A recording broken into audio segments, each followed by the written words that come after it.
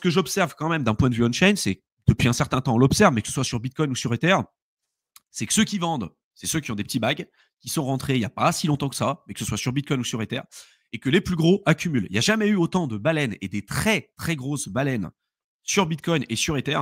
Là, je vous le montre. Hein.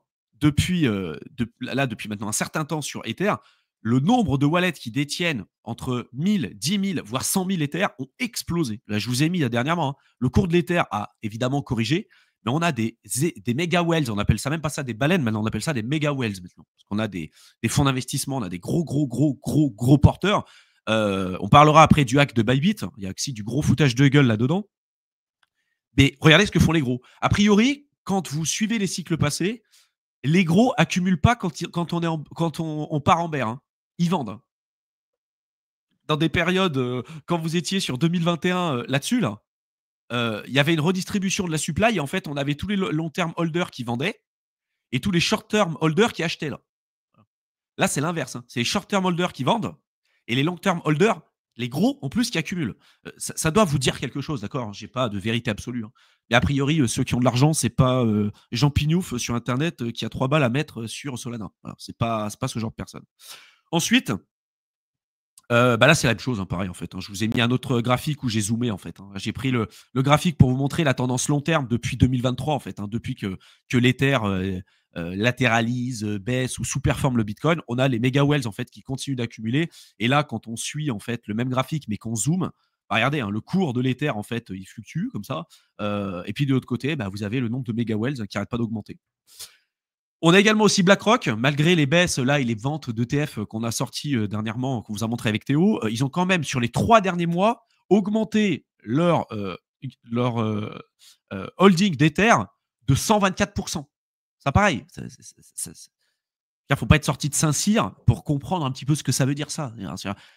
En 3 mois, on a les plus gros porteurs qui n'arrêtent pas d'accumuler, mais à tour de bras, qui ont augmenté leur holding de 124%. Et puis de l'autre côté, Jean-Michel sur Twitter qui a 0,1 Ether qui dit que c'est fini et que c'est le bear. Voilà. Je vous laisserai vous faire votre propre idée, les gars. On a des inflows énormes sur Ether et sur les layers 2, évidemment, d'Ether. Et puis des gros outflows, des grosses sorties sur Solana et d'autres types de layer 2. En tout cas, on commence à retourner, en fait, sur ce qu'on considère comme étant plus sécuritaire. En tout cas, les capitaux partent, tout ce qui est l'aspect vraiment purement et simplement spéculatif, à quelque chose peut-être d'un peu plus sécuritaire pour beaucoup d'investisseurs. Au niveau du sentiment global, ce qu'on observe quand même du sentiment, c'est qu'on vient toucher quand même des niveaux extrêmement bas, hein, d'accord, presque aussi bas que ce qu'on avait connu lors de la chute de FTX, hein, avec des sorties, des sorties et des pertes nettes sur les investisseurs qui sont monstrueuses. Là, je vous montre hein, les liquidations et les pertes qui sont pour beaucoup d'investisseurs aujourd'hui, c'est énorme. Hein, d'accord, hein. En net, hein. Attention, c'est pas du papier là, c'est du realized, hein, donc c'est les pertes nettes. Hein. Là, c'est les gens qui sont en capitule, je sors, bye bye, on se revoit pas d'ailleurs. Mais... Je sors net, ouais, c'est ça, c'est je sors. Et je sors en perte, je passe à la caisse, j'y laisse des plumes et puis ciao. Exactement. Donc là, il y en a beaucoup qui capitulent, vraiment énormément. Et pendant ce temps-là, c'est ce que j'ai dit tout à l'heure, hein, les baleines continuent d'acheter. Après, chacun se fera sa propre idée sur le sujet. Et après, on peut faire des extractions aussi des seuils de liquidation. Donc, pour certains investisseurs, sur les plateformes d'échange, et on va voir qu'avec Bybit, c'est pas net du tout. Vous allez voir qu'il y a du gros foutage de gueule là-dedans. Et c'est pour ça que j'ai mis le terme manipulation, même si je déteste ça. Mais pour moi, ça en est clairement. Et je pense que là, pareil, il ne faut pas être sorti de Saint-Cyr pour se rendre compte que ces gens-là se foutent littéralement de notre gueule. Mais il y a des seuils très intéressants pour l'Ether. Là où il y a presque 2 milliards de seuils de liquidation, parce que beaucoup sont short aujourd'hui. Hein. Si vous regardez les contrats futurs, les produits dérivés sur Ether, il y a quand même des produits short extrêmes sur Ether. Et les seuils de liquidation moyens pour ces personnes-là, c'est 3 300 $ pour l'Ether. Vous le savez, hein, les plateformes d'échange centralisées, elles adorent ces seuils de liquidation. Elles adorent ça. Parce que pour eux, c'est de l'argent gratuit. Hein.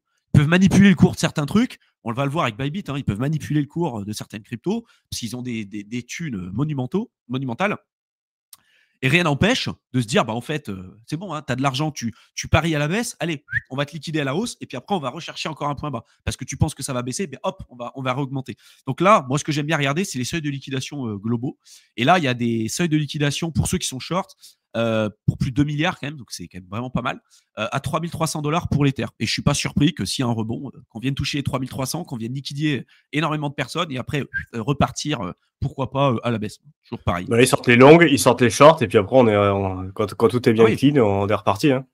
Ah oui, hein. Mais sur le mois de janvier, février, c'était pareil. Je sais plus combien on avait les seuils théoriques qui avaient été exposés. On disait il y a eu 3 ou 4 milliards de liquidation sur le marché crypto. Et en fait, quand tu regardais les chiffres de Bybit, on était proche de 12 ou 13 milliards.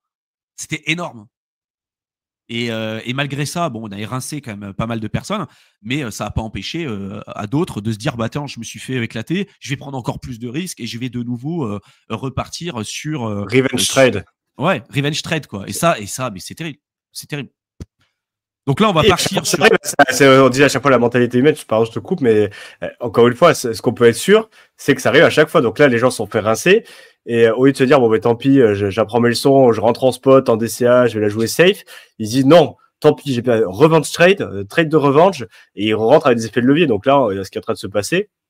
Alors qu'ils viennent se faire liquider des positions, ils essaient de rentrer avec des leviers encore plus importants. Non, mais c'est cette fois-ci, ça va le faire. Cette fois-ci, ça va bien marcher. Vous inquiétez pas, c'est la win. Ouais, c'est toujours pareil.